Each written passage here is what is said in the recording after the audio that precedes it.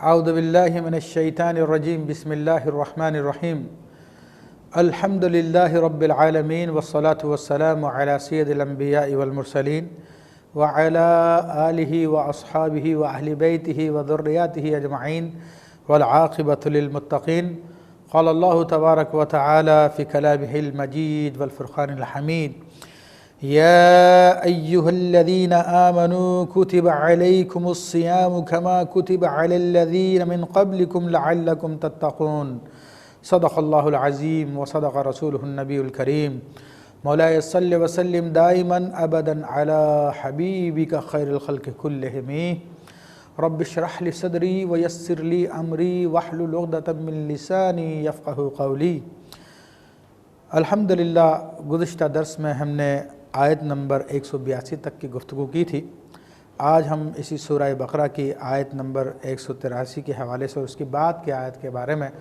گفتگو کریں گے۔ یہاں پر خاص روزوں کے بارے میں اللہ تبارک و تعالی نے احکام بیان فرمائے اور خاص روئے سخن مومنین کی جانب اور ارشاد فرمائے کہ اے ایمان والو، یا ایہا الذین آمنو، اے ایمان والو، کتب علیکم الصیام، تم پر روزے فرض کیے گئے ہیں، کما کتب علی الذین من قبلکم، جس طرح کہ تم سے پچھلی امتوں پہ روزے فرض کیے گئے تھے، لعلکم تتقون، تاکہ تم تقوی اختیار کرو۔ تو یہاں پر اس بات کی میں وضاحت کر دوں کہ روزہ وہ عظیم عبادت ہے جو آدم علیہ السلام سے لے کر سیدنا رسول اللہ صلی اللہ علیہ وسلم تک جتنے انبیاء ہیں ان کی امتوں پہ روزے فرض کیے گئے، کیونکہ روزہ وہ عظیم عبادت ہے جس کا اصل صبر ہے، اور صبر کی وجہ سے اللہ تبارک و تعالیٰ کی قربت میسر آ جاتی ہے۔ اور روزہ کے ساتھ دائمی مراقبہ انسان کو حاصل ہوتا ہے کہ انسان تنہائی میں ہوتا ہے اور تنہائی میں ہونے کے باوجود جو ہے وہ روزے کے احکام کی پاسداری کرتا ہے۔ اور روزہ کا معنی لغوی معنی تو یہ کہ رک جانا، اور شرعی اعتبار سے صبح صادق سے لے کر غروب آفتاب تک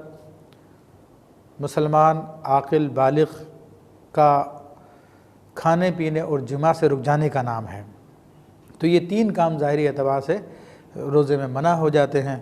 تو یہاں پہ اللہ تبارک و تعالیٰ نے روزے کی اہمیت کو بیان کیا کہ تم پہ بھی فرض کیے اور تم سے پچھلی امتوں بھی فرض کیے، لعلکم تتقون، تاکہ تم لوگ بچے رہو یا تمہیں پرہیزگاری ملے۔ تو پرہیزگاری کا اگر معنی لیا جائے تو بلا شبہ روزہ انسان کو اللہ کے نزدیک کرتا ہے، اور اس کو جب تک وہ روزے میں رہتا ہے مراقبہ حاصل ہوتا ہے اپنے رب کریم کا۔ ہر وقت اس کے دل میں یہ بات ہوتی ہے کہ میرا رب مجھے دیکھ رہا ہے، اسی وجہ سے وہ اشیاء جو اس پہ عام دنوں میں حلال ہوتی ہیں ان کو چھوڑ دیتا ہے۔ اور اگر تتقون کا معنی بچے رہو کریں تو جدید طبی سائنس نے، آج میڈیکل سائنس نے ثابت کر دیا ہے کہ روزہ جتنا جسم انسانی کے لیے مفید ہے اس سے بہتر کوئی چیز محفوظ نہیں ہے، بلکہ ڈاکٹر ہلوک نور باقی نے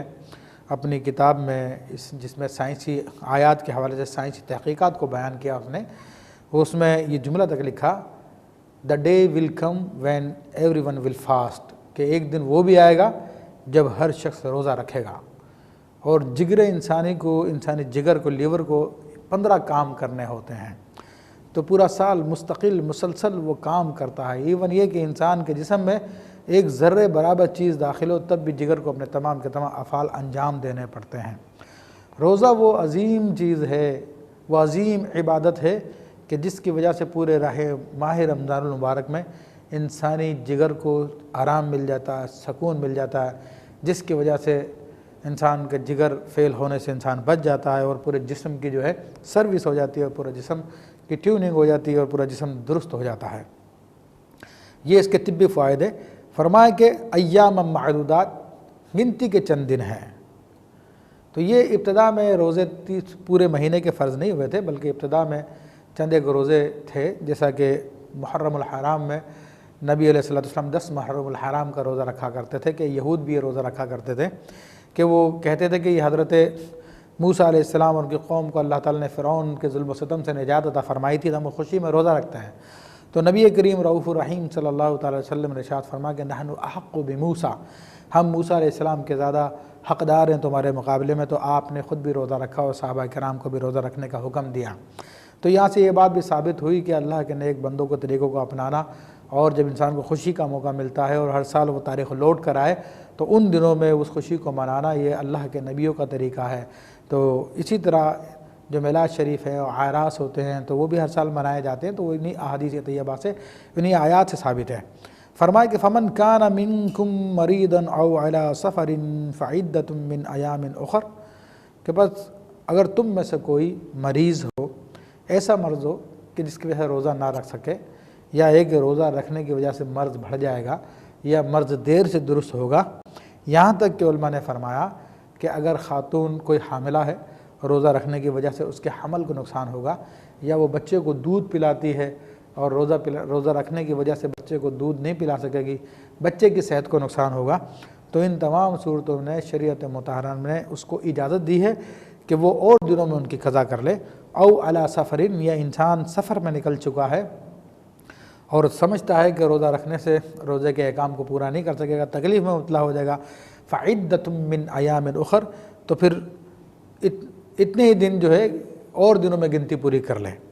اجازت دی ہے کہ رمضان کے علاوہ اور دنوں میں روزہ رکھ لیں۔ وعلی الذین یطیقونہ فدیۃ طعام مسکین، اور جو لوگ روزہ رکھنے کی طاقت نہیں رکھتے، مثلا شیخ فانی ہیں،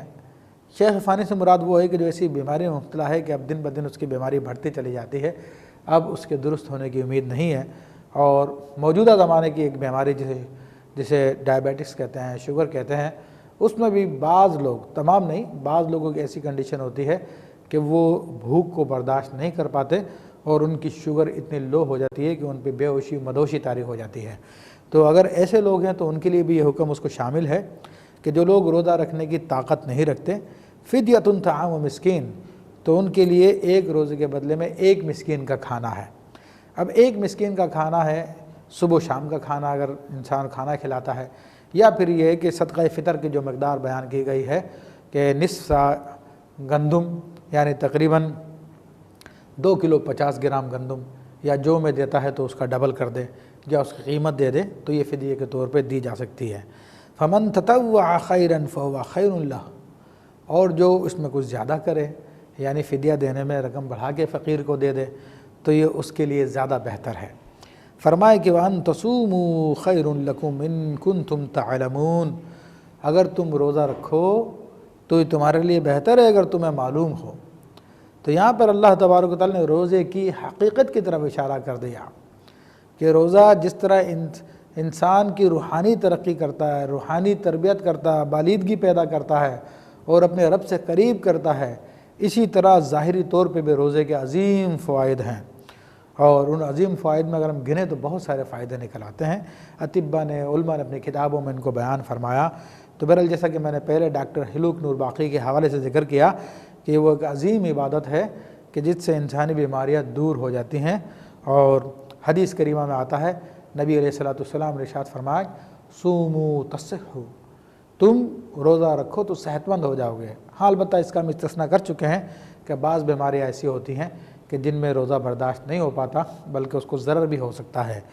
تو یہ مسلمانوں کو خیال رکھنا چاہیے کہ ہر بیماری میں روزہ چھوڑنا جائز نہیں ہے، صرف اسی بیماری میں چھوڑنا جائز ہے جو روزے دار کے لیے مضر ہو۔ پھر فرمایا کہ شہر رمضان الذی انزل فیہ القرآن وہدی للناس، رمضان کا مہینہ وہ ہے کہ جس میں قرآن کو نازل کیا جو کہ لوگوں کے لیے ہدایت ہے۔ اب یہاں پہ اللہ تبارک و تعالیٰ نے رمضان کی اہمیت کو بھی بیان فرما دیا اور قرآن کی اہمیت کو بھی بیان فرما دیا کہ رمضان کے عظیم مہینے میں اللہ نے اپنے عظیم کلام کو نازل فرمایا، اور اس کی عظمت یہ کہ تمام لوگوں کے لیے باعث ہدایت ہے یہ۔ تو یہاں پر اس بات کا جواب آ گیا جو سورہ بقرہ کے ابتدا میں فرمایا تھا کہ ہدی للمتقین، کہ یہ متقی لوگوں کے لیے ہدایت ہے، تو وہاں پر مراد تھا کہ ہدایت قبول کرنے والے اس کے متقی لوگ ہیں، اور یہاں پر فی نفس ہدایت ہونا تو یہ تمام انسانوں کے لیے ہدایت ہے۔ وبینات من الہدی والفرقان، اور یہاں پر اللہ تعالیٰ ارشاد فرماتا ہے کہ اس میں کھلی نشانیاں ہدایت کے لیے، اور والفرقان، اور حق و باطل میں تمیز کرنے والی اس میں باتیں۔ تو بلا شبہ قرآن مجید فرقان حمید وہ اللہ تبارک و تعالیٰ کا عظیم کلام ہے جو کہ انسان کو پورا ہدایت بھی دیتا ہے اور حق و باطل کی تمیز بھی کر کے انسان کو بتا دیتا ہے۔ پھر فرمایا کہ فمن شہد منکم الشہر فلیصمہ، تو تو بس جو کوئی بھی تم میں سے اس مہینے کو پائے تو اس کا روزے رکھے۔ یہاں پر مہینے سے مراد وہی ماہ رمضان المبارک ہے، اور ماہ رمضان المبارک کے حوالے سے جیسے کہ ابھی ذکر کیا گیا کہ قرآن مجید اس مہینے میں نازل کیا گیا۔ ویسے تو یہ میں وضاحت کرتا چلوں کہ قرآن مجید تقریباً 23 سال کے عرصے میں نازل ہوا، لیکن خاص طور پر جو ماہ رمضان المبارک کی طرف اس کی نسبت کی جاتی ہے، اور خاص طور پر جو سورہ قدر میں 27ویں رات کی طرف اشارہ کیا گیا ہے، لیلۃ القدر کی طرف اشارہ کیا گیا ہے، تو اس میں علماء فرماتے ہیں، حدیث کریمہ سے ثابت ہے کہ لوح محفوظ سے یک بارگی آسمان دنیا پہ نازل کیا گیا، اور وہ رات لیلۃ القدر کی تھی، رمضان کی رات تھی۔ اس کے بعد پھر مسلمانوں کی ضرورت کے اعتبار سے وقتاً فوقتاً تقریباً 23 سال کے عرصے میں پورا کا پورا قرآن نازل کر دیا گیا۔ تو اب جو کوئی بھی فرمائے کہ جو کوئی بھی اس مہینے کو پالے، یعنی ماہ رمضان المبارک کو پالے، فَلْيَصُمْهُ، تو ضرور اس کا روزہ رکھے۔ تو یہاں پر روزے کی فرضیت کا بیان ہو گیا، اور یہاں پر جو کوئی سے مراد جو بھی مسلمان عاقل بالغ ہے اور اس کی حالت ایسی کہ روزہ رکھ سکے، مثلا خواتین ہیں، اگر ان کے مخصوص ایام ہے، نفاس ہے یا اور کوئی معاملہ ہے، تو اس میں پھر ان کو رعایت ہے کہ بعد کے دنوں میں کر لیں، اور اوپر استثناء کیا گیا بیماروں کا، آگے بھی اس بات کا بیان آئے گا۔ تو پھر اس سے ایک مسئلہ اور بھی ظاہر ہوتا ہے کہ عام طور پہ یہ سوال کیا جاتا ہے کہ کوئی شخص اگر کسی ملک سے، ایسے ملک سے آیا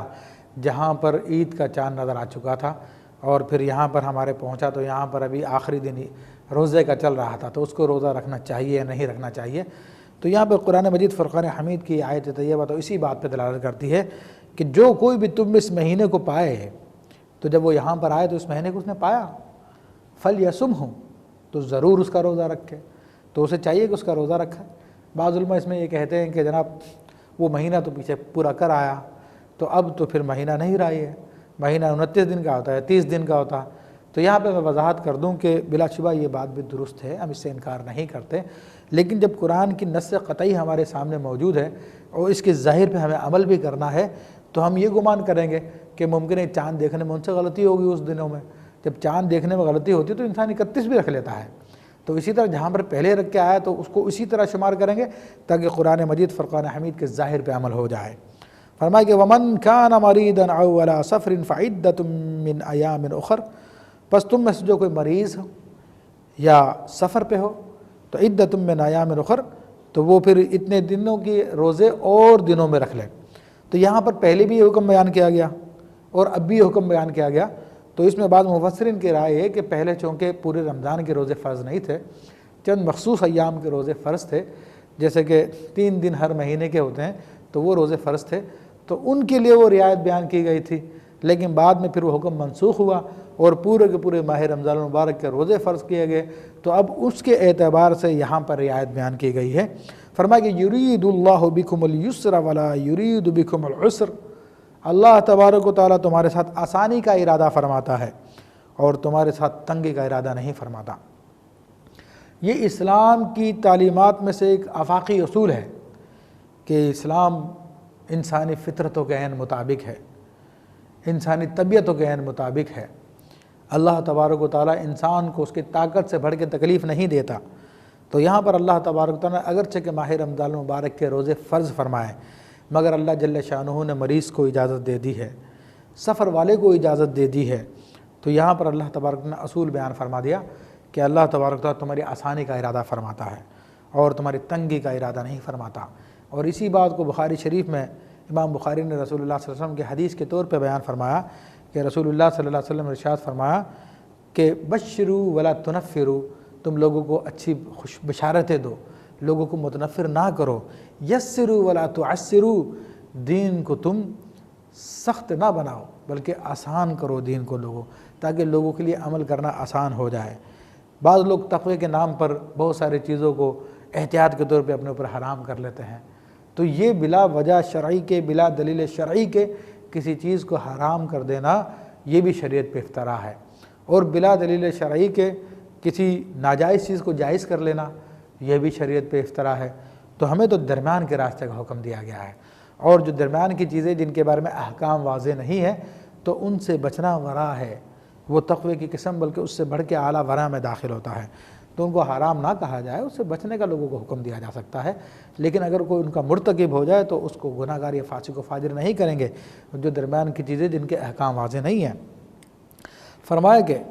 وَلِتُكْمِلُوا الْعِدَّةَ وَلَتُكَبِّرُوا اللَّهَ عَلَى مَا هَدَاكُمْ وَلَعَلَّكُمْ تَشْكُرُونَ۔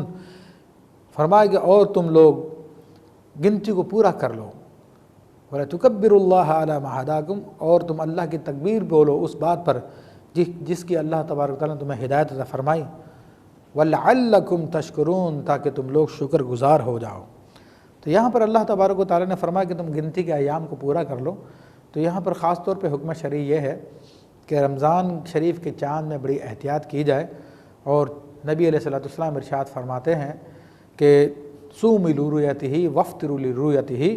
تم چاند دیکھ کر روزے کی ابتدا کرو، روزے کے ماہ رمضان کی ابتدا کرو، وافطروا لرؤیتہ، اور چاند دیکھ کر ہی تم ماہ رمضان کا اختتام کرو۔ تو یہ تو خاص ہدایت ہے، لیکن اگر آسمان پہ بادل ہو جس کی وجہ سے چاند نظر نہیں آتا، گرد و غبار ہو، تو فرمایا کہ فَإِنْ غُمَّ عَلَيْكُمْ، اگر تمہارے سامنے بادل وغیرہ آ جائے تو پھر فرمایا کہ اس کی گنتی کر کے پورے کرو، اور فرمایا کہ مہینہ 29 دن کا ہوتا ہے یا 30 دن کا۔ باقاعدہ نبی کریم صلی اللہ تعالی علیہ وسلم نے اپنے دست ہائے مبارکہ سے اشارہ کر کے بتایا کہ الشہر ہکذا، 3 دفعہ کر کے بتایا آپ نے کہ 30 دن کا، اور ایک مرتبہ اشارہ کر کے فرمایا 3، پھر ایک مرتبہ 29 دن کا آپ نے بیان فرمایا، اور فرمایا کہ انا امۃ امیۃ لا نکتب ولا نحسب، ہم لوگ امت امی ہیں، ہم نہ تو لکھتے ہیں اور نہ حساب کتاب کرتے ہیں۔ تو رسول اللہ صلی اللہ علیہ وسلم کا یہ فرمان نہایت واضح ہے اس باب میں کہ جنتریوں پر، یا یہ ہے کہ جدید سائنسی آلات کے تحت پہلے سے ہی کیلنڈر بنا لینا، حالانکہ وہ آج تک اس میں کنفرمیٹی نہیں آئی ہے، کنفرمیشن آج تک نہیں آئی ہے۔ اس وقت لوگ اس بات کا دعویٰ کرتے ہیں سارے دنیا میں ایک دن کی عید کر دی جائے یا رمضان کر دیا جائے، حالانکہ یہ صرف اور صرف بنی اسرائیل کی یا یہود و نصارہ کی تقلید میں کرتے ہیں، ورنہ نبی علیہ السلام کے دین میں تو یہ حکم ہے کہ ان کو حساب کتاب کے ذریعے معلوم نہیں کیا جائے گا، بلکہ ان کو دیکھ کر جو ہے ایام کو فکس کیا جائے گا۔ تو جو لوگ یہاں پر جدید سائنسی تحقیقات پہ اعتماد کر کر پورے سال کے کیلنڈر پہلے سے جاری کر دیتے اور اسے فائنل سمجھتے ہیں، تو وہ لوگ غلطی پہ ہیں، کیونکہ اگر وہ فائنل ہوتے تو ہمارے پاس جدید آپریٹس ڈیوائسز آ رہی ہیں جن کے اندر باقاعدہ موبائلز میں بھی کیلنڈر ہوتے ہیں، اس کے علاوہ گھڑیوں میں بھی کیلنڈر ہوتے ہیں، لیکن چونکہ اس کے اندر کنفرمیشن نہیں ہے تو تمام کی تمام بنانے والی کمپنیاں اس کے اندر ایک دن ایڈیشن یا کم کرنے کا آپشن رکھتی ہے۔ تو اگر یہ بالکل کنفرم ہو، جس طرح کہ سولر کیلنڈر ہے تو جس میں کوئی ایسی کنفرمٹی کے لیے ایک دن زیادہ بڑھانے کا نہیں ہوتا، تو چاند کے مسئلے میں بھی ایسا ہی ہوتا۔ تو جب اس میں یقین حاصل نہیں کیا جا سکتا تو بلا وجہ مسلمانوں کو رسول اللہ صلی اللہ علیہ وسلم کی تعلیمات سے ہٹا کر دوسری طرف لگا دینا، صرف یہود و نصارہ کی پیروی میں کہ جناب وہ سب کے سب ایک دن عید کرتے ہیں تو ہم بھی ایک دن عید کریں، تو یہ سراسر قرآن کی تعلیمات کے خلاف ہے۔ ورنہ اللہ تبارک و تعالیٰ نہ فرماتا لِتُكْمِلُوا الْعِدَّةَ کہ تم دنوں کو، گنتی کو پورا کر لو، وَلَتُكَبِّرُوا اللَّهَ عَلَىٰ مَا هَدَاكُمْ، بہرحال اللہ نے جو بھی تمہیں ہدایت دی ہے تم اس پر اللہ تبارک و تعالیٰ کی تکبیر بولو، اس پہ خوشیاں مناؤ، اس ہدایت کو چھوڑ کر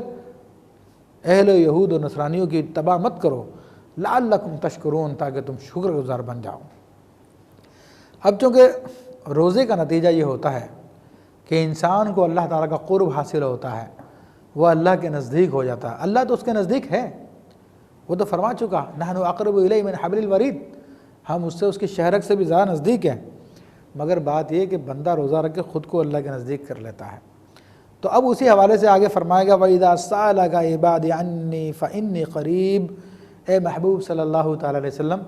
جب میرے بندے آپ سے میرے بارے میں پوچھیں تو فرما دیجئے کہ میں قریب ہوں، اجیب دعوت الداعی اذا دعانی، اور میں جواب دیتا ہوں بلکہ قبول کرتا ہوں، بلکہ اس کی دعا پر لبیک کہتا ہوں کہ جب میں جواب دیتا ہوں، قبول کرتا ہوں اس کی دعا کو جب دعا کرنے والا مجھے پکارتا ہے۔ فَلْيَسْتَجِيبُوا لِي، تو انہیں چاہیے کہ وہ میری بات پہ بھی عمل کریں، میرے احکام کو ہی مانیں، وَلْيُؤْمِنُوا بِي، اور مجھ پہ ایمان لائیں، لعلہم یرشدون، تاکہ وہ لوگ ہدایت پا جائیں۔ اب یہاں پہ اللہ تبارک و تعالیٰ نے یہ بات وضاحت کر دی کہ اللہ اپنے بندے سے قریب نہیں ہے، اور اپنے حبیب علیہ السلام کے ذریعے اس بات کو کہلوا بھی دیا۔ بلا شبہ اسلام وہ دین ہے جو بندے کو اللہ سے نزدیک کر دیتا ہے، اللہ کے قریب کر دیتا ہے، درمیان کے حجابات کو اٹھا دیتا ہے۔ یہ دنیا کے دیگر مذاہب کی طرح نہیں ہے کہ یہاں پر پادری کو یا کسی اور کو یا کسی اور شخصیت کو درمیان میں ایک پردہ رکھا جائے کہ بندہ اپنے رب تک نہیں پہنچ سکتا۔ یہ دین اسلام ہے جو بندے کو اپنے رب سے ملا دیتا ہے۔ لیکن اس بات کی بنیاد پہ یہ دعوے کرنا کہ جناب اس کو کسی نبی کی ضرورت نہیں ہے، کسی وسیلے کی ضرورت نہیں ہے، تو یہ بھی غلط بات ہے، کیونکہ اللہ تبارک و تعالیٰ نے انسانوں کی تزکیے کے لیے، ان کی تعلیم کے لیے اپنے رسول کی ضرورت کو بیان کیا ہے، اور پھر نبی علیہ السلام کے بعد ان کی امت کے علماء کو ان کے قائم مقام کیا ہے کہ اب جو تزکیہ کام تھا، تعلیم کا کام تھا، حکمت سکھانے کا کام تھا، اسرار و رموز سکھانا ہے، اب وہ علماء کے ذریعے حاصل ہوں گے۔ تو اس قسم کا وسیلہ کہ اللہ تعالیٰ تک پہنچا دے اور بندے کو اللہ سے ڈائریکٹ کر دے، یہ اس کے لیے ضرورت پڑے گی اس وسیلے کی۔ ہمارے یہاں پہ وسیلہ جو ہے وہ مستقل بھی ہے اور غیر مستقل بھی ہے، علماء وغیرہ کا وسیلہ غیر مستقل ہے، لیکن نبی علیہ السلام کا وسیلہ ایسا ہے کہ جو ہر حال میں انسان کو ضرورت پڑتی ہے۔ مفتی احمد یار خان صاحب نعیمی رحمۃ اللہ تعالیٰ علیہ مفسر امت فرماتے ہیں وسیلے کی دو قسمیں ہیں، ایک جو عارضی ہوتا ہے اور ایک مستقل ہوتا ہے۔ عارضی وسیلہ تو یہ کہ آپ کو چھت پہ چڑھنا ہے، سیڑھی کے ذریعے چڑھ گئے، اس کو سیڑھی اٹھا کے پھینک دیجیے، اب آپ کو ضرورت نہیں ہے۔ لیکن مستقل وسیلہ ایسا کہ کتاب پڑھنی ہے تو آپ کو لائٹ کی ضرورت ہے، جب تک لائٹ جلتی رہے گی کتاب پڑھتے رہیں گے، جیسے لائٹ بند ہوئی، یہ وسیلہ ختم ہوا، لائٹ کتاب پڑھنا بند ہو گئے۔ تو ایسے ہی رسول اللہ صلی اللہ علیہ وسلم کا وسیلہ ضروری ہے، اور اللہ تبارک و تعالیٰ اس بات کی طرف قرآن میں اشارہ فرماتا ہے کہ وَلَوْ أَنَّهُمْ إِذ ظَّلَمُوا أَنفُسَهُمْ جَاءُوكَ، اے حبیب علیہ السلام اگر یہ اپنی جانوں پہ ظلم کرے اور جانوں پہ ظلم کر کے پھر آپ کی بارگاہ میں حاضر ہو جائیں اور پھر آپ کو اللہ کی بارگاہ میں وسیلہ بنا اور آپ ان کے لیے استغفار کریں اور لَوَجَدُ اللَّهَ تَوَّابًا رَحِيمًا، تو اللہ تبارک و تعالیٰ کو بہت توبہ قبول کرنے والا، رحم کرنے والا پائیں گے۔ تو مطلقاً یہ بات کہہ دینا تو غلط ہے، لیکن یہاں پر یہ بات وضاحت کر دی گئی ہے کہ نبی علیہ السلام کے وسیلے کے بغیر کوئی رب تک پہنچ نہیں سکتا۔ پھر آگے مزید روزے کے احکام بیان ہو رہے ہیں۔ وَأُحِلَّ لَكُمْ لَيْلَةَ الصِّيَامِ الرَّفْثُ إِلَىٰ نِسَائِكُمْ، اور تمہارے لیے حلال کر دیا گیا ہے رمضان کی راتوں میں اپنے ازواج سے، اپنی بیویوں سے قربت کرنا۔ مسئلہ یہ تھا کہ گزشتہ امتوں میں جو روزے رائج تھے ان کے اندر اس بات کی اجازت نہیں تھی کہ رات میں اپنی بیویوں سے مقاربت کرے، اپنے ازواجی تعلقات قائم کرے، لیکن اللہ تبارک تعالیٰ نے مسلمانوں کو اس میں رعایت دی، فرمایا کہ ہن لباس لکم وانتم لباس لہن، وہ تمہارا لباس ہے اور تم ان کے لیے لباس ہو، یعنی تم ایک دوسرے کے رازدار ہو، تم ایک دوسرے کو اچھی طرح جانتے ہو، تم ان کے لیے پردہ ہو، وہ تمہارے لیے پردہ ہے، تمہاری تنہائی کی باتیں وہ جانتی ہو اور تم ان کی جانتے ہو۔ فرمایا کہ علم اللہ انکم کنتم تختانون انفسکم فتاب علیکم وعفا عنکم، یہ آیت طیبہ اس وقت نازل ہوئی کہ جب آج صحابہ کرام رضوان اللہ علیہ مجمعین سے رمضان کی راتوں میں اپنے ازواج سے قربت ہوئی، تو جو کہ حکم الہی کے خلاف تھی، تو اللہ نے اسی بات کی طرف اشارہ فرمایا کہ تحقیق اللہ نے جانا کہ تم اپنے نفسوں میں خیانت کرتے تھے، فتاب علیکم، تو اس نے تمہاری توبہ قبول فرما لی ہے، وعفا عنکم، اور تمہاری اس خطا کو معاف بھی کر دیا ہے، فالآن باشروہن وابتغوا ما کتب اللہ لکم، ہاں اب تمہیں اجازت ہے کہ رمضان کی راتوں میں اپنے ازواج سے مقاربت کرو اور جو اللہ نے تمہارے لیے لکھا ہے، تمہارے نصیب میں لکھا ہے، اس کو تلاش کرو۔ مراد یہ کہ ازدواجی تعلقات قائم کرنے کا مقصد یہ کہ نیک و صالح اولاد کا حصول ہے تاکہ امت مسلمہ میں اضافہ ہو اور دین کی تعلیمات عام ہو۔ تو اب اللہ تبارک تعالیٰ نے اس بات کی بھی اجازت دے دی۔ پھر مزید ایک بات کو بیان فرمایا کہ پچھلے خاص طور پر یہود میں یہ تھا کہ روزہ کھولنے کے بعد جب تک انسان جاگتا رہتا تھا تب تک اس کو کھانے پینے کی اجازت تھی، اور جب وہ سو گیا تو اس کے بعد اس کا روزہ شروع ہو جاتا تھا، سحری وغیرہ کا کوئی تصور نہیں تھا۔ تو ایک صحابی رسول صلی اللہ علیہ وسلم جو محنتی آدمی تھے، ایک مرتبہ انہوں نے دن بھر کام کیا، مغرب میں آ کے روزہ کھولا، اپنی زوجہ سے کہا کہ میرے لیے کھانا بناؤ، اس کے بعد ان کو نیند آ گئی جس کی وجہ سے ان کا روزہ بند ہو گیا، اور اگلے دن وہ اسی حالت میں کام کاج پہ چلے گئے جس کی وجہ سے ان کو بہت کمزوری آ گئی۔ تو اللہ تبارک و تعالیٰ نے پھر مسلمانوں کو اس بات کی اجازت دے دی اور فرمایا وَكُلُوا وَاشْرَبُوا حَتَّى يَتَبَيَّنَ لَكُمُ الْخَيْطُ الْأَبْيَضُ مِنَ الْخَيْطِ الْأَسْوَدِ مِنَ الْفَجْرِ، اور تم کھاؤ اور پیو یہاں تک کہ تمہارے لیے ظاہر ہو جائے سفید ڈورا یعنی دن کی روشنی من الخیط الاسود من الفجر، اور رات کی روشنی سے وہ ظاہر ہو جائے فجر کے وقت میں۔ تو عام طور پہ فجر جب طلوع ہوتی ہے تو اس وقت رات کی سیاہی میں ایک روشنی کی لکیر نمودار ہوتی ہے، جس کی تفصیل ہے بہرحال، تو اسی طرف اشارہ کیا گیا ہے۔ اس سے سحری کا ٹائم ختم ہو جاتا ہے، فجر کا ٹائم شروع ہو جاتا ہے۔ ثم اتم الصیام الی اللیل، جب وہ سحری کا ٹائم ختم ہو جائے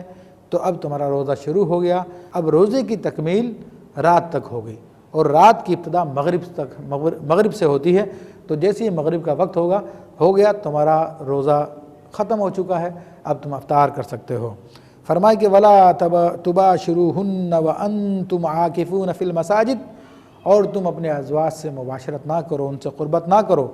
درا حال یہ کہ تم مسجدوں میں اعتکاف کیے ہوئے بیٹھے ہو۔ تو یہاں پر اعتکاف ایک عظیم عبادت ہے، اور یہ مردوں کے لیے ضروری ہے کہ مسجد میں کی جائے، اور عورتیں اپنے گھروں میں جہاں پہ نماز پڑھتی ہے وہاں پر وہ عبادت کریں گے، جسے مسجد بیت کہا جاتا ہے۔ تو چونکہ مسجد اللہ تبارک و تعالیٰ کا گھر ہے جو عبادت کے لیے بنایا گیا ہے، تو وہاں پر انسان اپنے اس قسم کے تعلقات کو قائم نہیں کر سکتا، تو اللہ تبارک و تعالیٰ نے اس سے منع فرما دیا تاکہ مسجد کا تقدس و احترام برقرار رہے۔ فرمائے کہ تلک حدود اللہ فلا تقربوها، یہ اللہ تبارک و تعالیٰ کی حدود ہے، تم ان کے قریب مت جاؤ۔ کذالک یبین اللہ آیاتہ للناس لعلہم یتقون، اسی طرح اللہ تبارک و تعالیٰ اپنی آیات کو بیان فرماتا ہے تاکہ تم لوگ تقوی اختیار کر جاؤ۔ تلک حدود اللہ فلا تقربوها، اور یہ اللہ کی حدود ہیں، تم ان کے قریب نہ جاؤ۔ تو یہاں پر اللہ تبارک و تعالیٰ نے یہ مسجد کو پاکیزگی کا مقام قرار دیا ہے، اس کا ایک الگ مقام ہے، تو اس کو اپنی حد قرار دیا ہے، اور فرمایا کہ تم اس کے نزدیک تک نہ جاؤ۔ کذالک یبین اللہ آیاتہ للناس لعلہم یتقون، اسی طرح اللہ تبارک و تعالیٰ اپنی نشانیوں کو بیان فرماتا ہے لوگوں کے لیے تاکہ وہ لوگ تقوی اختیار کریں۔ تو یہاں پر اللہ تبارک و تعالیٰ نے جو احکام شرعیہ بیان فرمائے ہیں، جس میں روزے کے احکام بیان ہوئے ہیں، پھر اس روزے کی رعایتیں بیان ہوئی ہے، پھر اس کے علاوہ اپنے تقرب کے بارے میں ارشاد فرمایا، پھر رمضان کی راتوں میں کھانے پینے کو اور ازواجی